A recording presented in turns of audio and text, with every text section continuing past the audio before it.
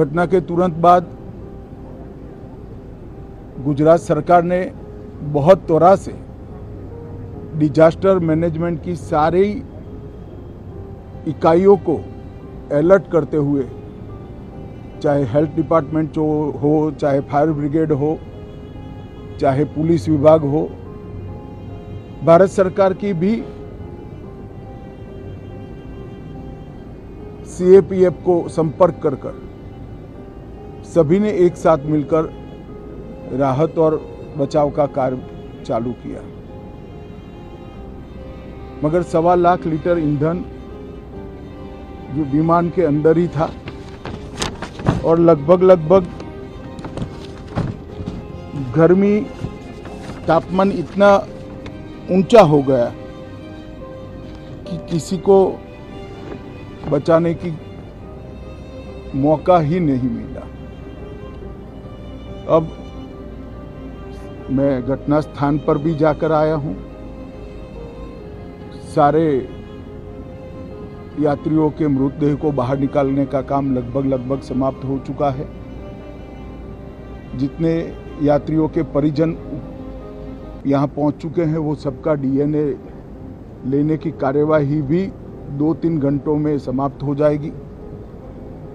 विदेश में जिनके परिजन हैं उनको सूचना देने की कार्यवाही समाप्त हो चुकी है और जैसे ही पहुंचते हैं उनके भी डीएनए सैंपल लिए जाएंगे और मृतदेहों की पहचान के लिए जितने मृतदेह मिले हैं इनके भी डीएनए सैंपल लेने की कार्यवाही समाप्त हो चुकी है। गुजरात में ही लगभग 1000 के आसपास डीएनए टेस्ट करने पड़ेंगे। ये सभी टेस्ट करने की क्षमता गुजरात में विकसित है, तो डीएनए टेस्टिंग के लिए कहीं गुजरात के बाहर जाने की जरूरत नहीं पड़ेगी।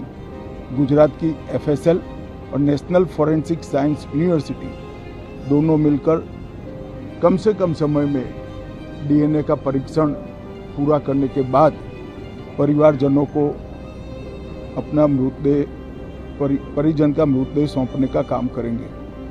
उनके रहने की सुविधा, उनकी सांत्वना की सुविधा, जिनको मेडिकल प्रॉब्लम ट्रॉमा के कारण हुए इनकी मेडिकल की सुविधा, ये सारी व्यवस्था बहुत सुचारू रूप से हो चुकी है। अभी रिव्यू मीटिंग में सारी व्यवस्थाओं को हम सब मंत्रियों ने साथ में मिलकर देखा है।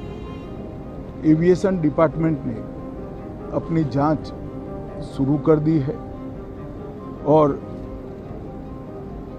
जांच तेजी से आगे बढ़े इसके लिए भी एविएशन મંત્રી જીને સૂચનાએ દી। અમારી તમામ માહિતીથી અપડેટ રહેવા માટે જોડાયેલા રહો S9 ન્યૂઝ સાથે।